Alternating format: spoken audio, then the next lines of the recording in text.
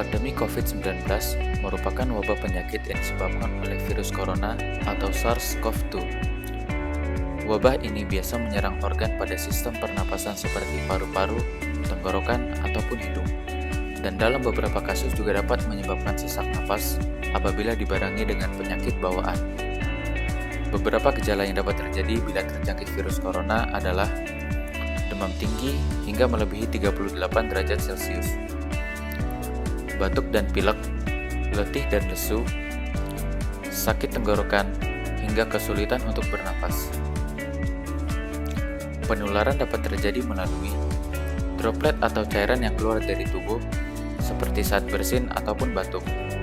Virus juga dapat menular melalui kontak tangan ataupun benda dengan pengidap penyakit.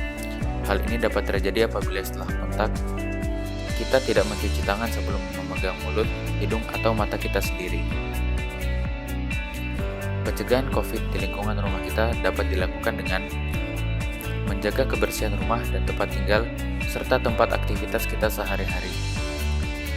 Selanjutnya adalah menyediakan alat-alat kebersihan secara lengkap di rumah, dan juga membersihkan permukaan yang sering disentuh secara berkala. Hal ini dapat melatih anak untuk membiasakan dirinya hidup bersih sejak dini. Langkah untuk mencegah virus corona dapat dilakukan dengan membiasakan diri untuk mencuci tangan menggunakan sabun, menutup mulut saat bersin dengan tisu atau siku bagian dalam agar tidak ada cairan atau droplet yang keluar.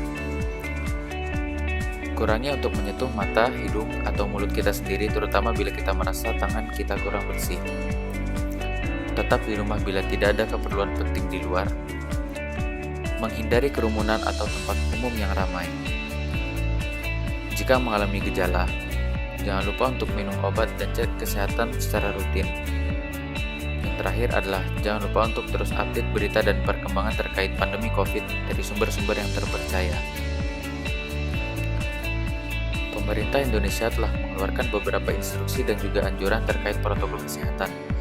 Contohnya adalah dengan menjaga jarak aman antar setiap orang sekitar 1 hingga 2 meter. Dan jangan lupa untuk terus memakai masker apabila bertemu orang lain. Kita juga disarankan untuk membersihkan diri sebelum bertemu 3 kelompok rentan, yaitu ibu hamil, anak bayi, dan orang lanjut usia. Hal ini dikarenakan beberapa kelompok tersebut memiliki risiko yang lebih tinggi akibat sistem imun yang mereka miliki. Penanganan pertama pada pasien COVID-19 dapat dilakukan dengan pertama, melapor pada pemerintah desa dan juga petugas kesehatan terdekat.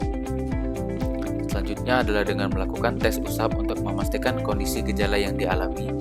Bila dirujuk ke rumah sakit, jangan lupa untuk membekali pasien dengan hand sanitizer dan juga alat komunikasi.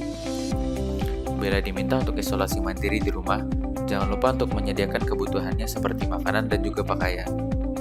Selanjutnya adalah dengan melakukan tracking selama 14 hari terakhir, di mana saja pasien tersebut berpergian dan juga bertemu dengan siapa saja.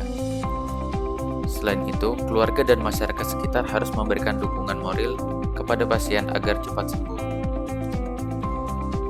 Beberapa tahap untuk isolasi mandiri di rumah dapat dilakukan dengan menyediakan ruang kamar khusus yang terpisah untuk pasien COVID.